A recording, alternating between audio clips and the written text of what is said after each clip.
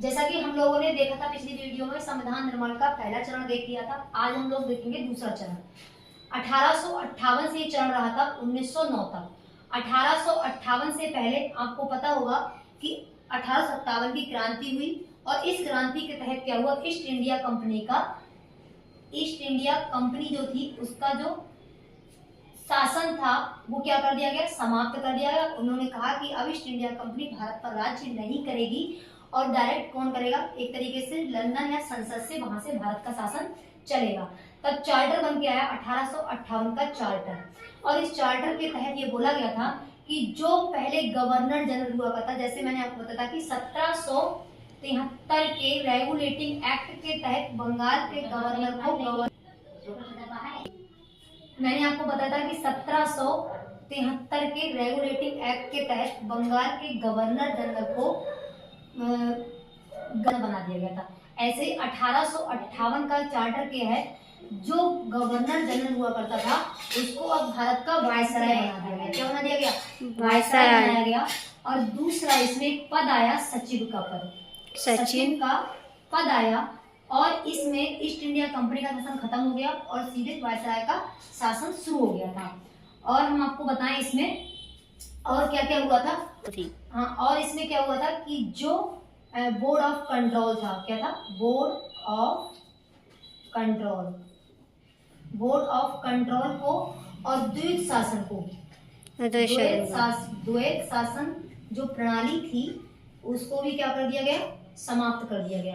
इस अधिनियम या इस चार्टर के एक्ट 3-4 काम हुए। पहली बात, गवर्नर जनरल को वायसराय बनाया गया भारत का।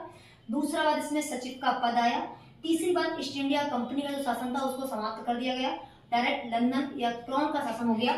चौथी बात, इसमें बोर्ड ऑफ कंट्रोल या द्वैत शासन प्रणाली थी उसको क्या कर दिया गया, समाप्त कर दिया गया। उसके बाद जो चार्टर आया वो आया 1861 का चार्टर। कौन सा आया, 1861 का चार्टर।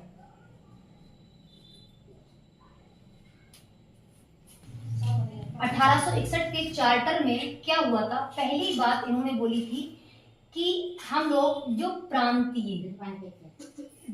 प्रांतीय सरकार है उसमें क्या करेंगे, हम लोग क्या बनाएंगे, प्रांतीय सरकार के दौरान हम लोग राज्य परिषद सरकारें बनाएंगे। राज्य परिषदी सरकार बनाएंगे। उसमें कम से कम 6 सदस्य रखेंगे। क्या रखेंगे, 6 सदस्य। 6 सदस्य रखेंगे और अधिक से अधिक 12 सदस्य रखेंगे। मतलब कम से कम राज्य परिषद में क्या बनाएंगे, 6 या अधिक से अधिक 12 सदस्यों को हम लोग क्या करेंगे, इसमें इंक्लूड करेंगे।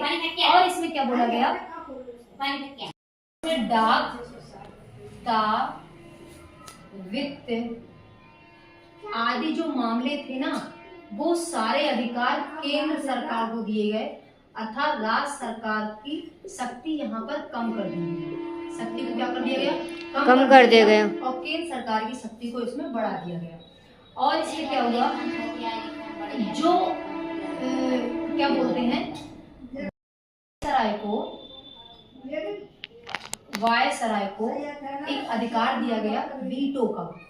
इन्होंने कहा था कि वायसराय चाहे तो क्या कर सकता है, वीटो लगा सकता है और अध्यादेश जारी कर सकता है। क्या कर सकता है, अध्यादेश भी जारी कर सकता है। ये दोनों की दोनों चीजें किसको दी गई, वायसराय को दी गई। और जो मुंबई और मद्रास दोनों को व्यवस्थापिका का अधिकार दिया गया।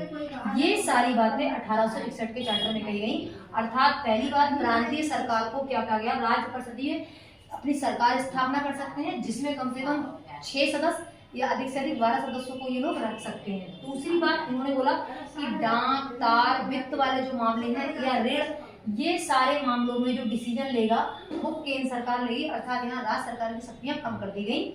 और तीसरी बात इसमें क्या बोली, वायसराय अपना वीटो लगा सकता है या अपना अध्यादेश जारी कर सकता है। चौथी बात इसमें बोली गई कि मुंबई और मद्रास जो है उसमें व्यवस्थापिका बनेगी, अर्थात वो मैनेजमेंट का काम या अपना इस तरीके से सारे काम वो कर सकते हैं। ये सारी 1861 के उसमें कही गई थी। इससे आगे हम लोग देखेंगे नेक्स्ट वीडियो में।